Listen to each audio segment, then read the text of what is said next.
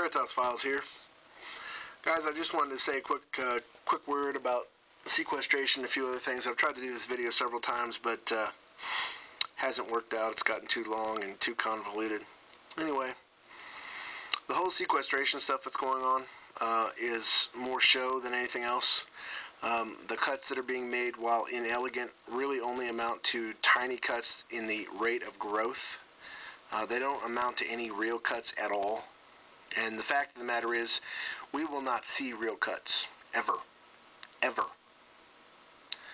I believe it was Silverfish who turned people on to a video by Chris Martenson. I would encourage you to gobble up everything Chris Martenson says. Not as though it's all 100% true, but because he has a lot of good information. And the basic thing that when you do that you'll take away is that we are in a debt-based monetary system that requires exponential growth to maintain itself. It requires constant increases in the amount of credit or money in the system in order to just maintain itself. We are in that system in the context of a finite resource environment. If you're thinking about what I'm saying, you understand that these two, it's like the hottest force in nature meeting the coldest force in nature. Eventually, when they meet, it will destroy itself. The lines of supply and demand will cross, and they will never come back together, and it's over. Okay? That's what we're facing here. We cannot, in the context of a finite resource environment with a growing Earth population and a requirement for exponential credit growth, we cannot sustain this kind of system. It will reach burnout, and then it will collapse. Okay? Now, what they will move us on to, how they will restart it, I have no idea. I do know that they are currently trying to coordinate with other central banks to roll out some kind of global monetary system of some sort. Now, whether that will be successful, I have zero idea, zero knowledge. But sometime in the next, as far as I know, between 2018 and 2022 is the expected rollout date. But those things get changed on and off. There was a date when, say, the Federal Reserve was not going to take paper checks. They were not going to process them through the automatic clearinghouse anymore. That has been changed, so they're going to do that a little bit longer. But they do have plans in place. They know what's happening. Look at South Korea. Look at Russia. Look at China. They are buying gold. They're buying precious metals. They're buying anything they can get their hands on. China is stockpiling every resource possible. Cement, copper, iron, everything. Everything. They know what's going to happen, at least in some basic sense. So, when you listen to the news, understand that they are just trying to, they're just shilling for their side, okay?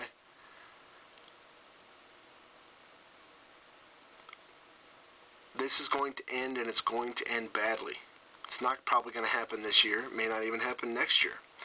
But it's going to end, it's going to end badly. And quite frankly, guys, I think and this is not as much a criticism as it's just an encouragement to do this. We need to start being more honest with ourselves about what's really happening. I realize that we all have family. I realize that we want to hope for their future. But the fact of the matter is, we are entering into a new dark age. Now, this is not hyperbole on my part. This is not sort of some hyper-religious point of view. This is just reality, and I think we just need to look at reality for what it is and deal with it. And most of us don't do that. And that's not a criticism. Every human being, myself included, struggles with that. We don't want to admit what we're really facing a lot of the times because it's simply too difficult. We simply have a vested interest. We have people we care about. We can't bear to think about what's really going to happen. But the future has nothing to do with beginning again. The future has, quite frankly and unfortunately, only really to do with survival. To the extent that anything good about what this country has been, or about the worldview that created it, is preserved. It's going to be done in the hearts and minds of your family, in your circles of influence, your circle of friends. Because people that love this country, that love its founding documents, what they stood for, not the mistakes we made, but the progress that we made, if you understand them in context. People that appreciate that, people that you might call patriots, those people are going to be increasingly hated. They're going to be increasingly marginalized. They're going to be increasingly unpopular. And if you're one of them, you need to expect that. You need to deal with that reality. And at some point, you're going to be asked to take sides. And the costs are going to be dear. But the fact of the matter is, we need to start realizing and just accept the fact that there are fewer days ahead than there are behind for this nation, for the kind of civilization that it has been. And for those of you who, and I understand the impulse, so I'm not, again, this is not me trying to criticize someone, but for those of us that are living a bifurcated existence where we are politically disunited and sort of unhinged from reality because maybe we grew up and our dad was in a union or whatever the case may be, you need to understand that the fiscal situation and the social or moral situation are inextricably linked. They cannot be separated. It is not possible, for example, to be legitimately, and I'm just saying this as a matter of fact, not as anything else. But it is not possible to be legitimately socially liberal in the context that we're in and fiscally conservative. It is also not possible to be fiscally liberal and socially conservative, because your fiscal policies have a direct impact on the social or moral status of your nation. And the social and moral status of your nation has a direct impact on the fiscal. What do I mean by that? If your moral values in a society break down,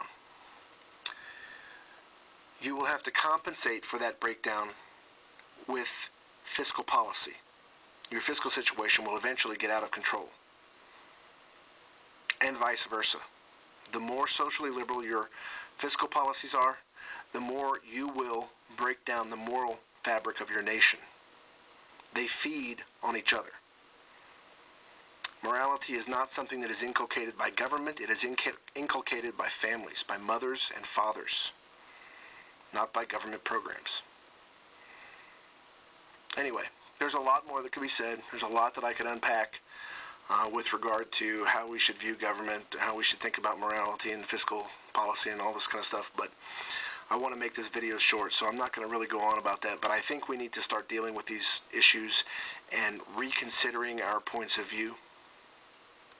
Not because I think anybody that holds a different point of view than my own is, some kind of, evil crackpot or anything like that. I just think, because everybody's different. Everybody has their own pet views of this or that. But we need to stop having pet views. We need to start dealing with reality the way that it is. And if we do, we all live in the same world. If we do that, and we don't place so much emphasis on our particular wants and desires, on how things affect us emotionally, and we just deal with reality, we're going to be a lot more united. And quite frankly, I think that's necessary. I'm not arguing that we need to lose our individualism, but I am saying that the future is going to be about survival. And part of that survival is going to be about being able to come together on common ground and through common experiences, and we are not going to have that if we keep having to perceive reality in our own particularized ways because it makes us feel more comfortable. Okay? So I'm just asking that you examine yourself and that you move forward with the intention of trying to be more honest with yourself about what's really happening. That's all I'm asking for, guys. I really appreciate you bothering to listen to me. Believe it or not, it means a lot. And I hope this video was helpful. I hope I wasn't talking over your head. I hope I wasn't talking down to you. I'm just trying to be straight. Thanks, guys. Talk to you later. Bye.